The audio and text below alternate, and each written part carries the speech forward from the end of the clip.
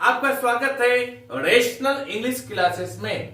प्यारे बच्चों, आज हम लोग पढ़ेंगे ऑब्जेक्टिव क्वेश्चंस के बारे में। किसके ऑब्जेक्टिव क्वेश्चंस के बारे में?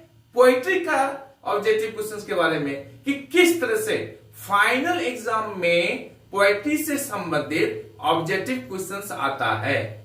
इसको हम किस प्रकार तैयारी करेंगे और किस तरह से आंसर देंगे और कौन सा साल कौन सा क्वेश्चन आया है, इसके बारे में हम लोग पढ़ेंगे। इससे ये सुविधा होगा कि आपको एक आइडिया होगा और आप अच्छी तरह से एग्जाम की तैयारी करेंगे। इसी आधार पर आप तैयारी करेंगे तो आप देखिएगा कि आप एग्जाम में अच्छा से अच्छा अंक लाइएगा। आज की क्लास के पहले sweetest love I do not गो, ये जो पोएम है, ये मेटाफिजिकल पोएम है, जॉन डन के द्वारा लिखा हुआ। इसके पहले हम लोग 5 क्वेश्चंस के बारे में पढ़ चुके हैं। आज हम लोग अगला 5 क्वेश्चंस के बारे में पढ़ेंगे कि कौन सा साल कौन सा क्वेश्चन आया है। चले हम लोग शुरू करते हैं। Sweetest love I do not go. Sweetest love I do not गो, ये किसके द्वारा लिखा गया है? जॉन डन के द्वारा। जॉन डन क्या है? एक मेटाफिजिकल पोएट है। इससे बहुत सारे पोएट्स हैं, Richard Crashaw, Richard Lovelace, Henry Bond, Andrew Marvell इत्यादि बहुत से। उनमें से जॉन डन क्या है? ये पायनियर है मेटाफिजिकल पोएट्री का।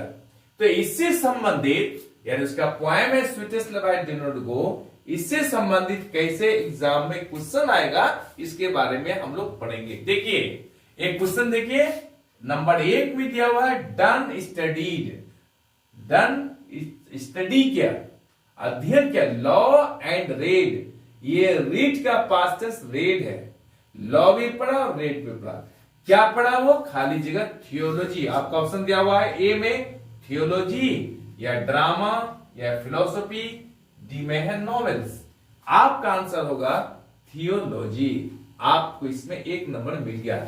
थियोलॉजी का अर्थ होता है कि धार्मिक विश्वास के आधार पर जो अध्ययन करता है उसी को हम लोग करते हैं थियोलॉजी। चले हम लोग दूसरा क्वेश्चन लेते हैं। जॉन डन इज ए खाली जगह पोएट। ये क्वेश्चन 2019-2020 का साइंस और कॉमर्स में आया है। आपका ऑप्शन दिया हुआ है ए में नेचर, बी में मेटाफिजिकल, सी में कैवेलियर, डी में रोमांटिक। आपका आंसर होगा यहां पर मेटाफिजिकल। इसमें आपको 1 नंबर मिल गया। अगला क्वेश्चन लेते हैं। द लाइन, यानी ये पोएम से लाइन दिया गया है और आपको ये बताना है कि किस पोएम से लिया गया है। क्या है line? Nor in the hope the world can show a future love for me is from, comma close है, यानी इज फ्रॉम किस कविता से लिया गया, किस पोएम से लिया गया है। तो आपका ऑप्शन दिया हुआ है ए में फाइंड हिम, बी में sweetest love I do not go, C में स्नेक, डी में है टू अटम। ये 2019 का आर्ट्स में आया है। आप तो जानते ही हैं कि इसका आंसर होगा sweetest love I do not गो। इसलिए पोएट का नाम और पोएम का नाम अवश्य याद कर लीजिएगा। आपका इसमें 5 नंबर फाइनल मैचिंग टेस्ट में प्लस आपका ऑब्जेक्टिव क्वेश्चंस में। अब चौथा क्वेश्चन लेते हैं हम लोग।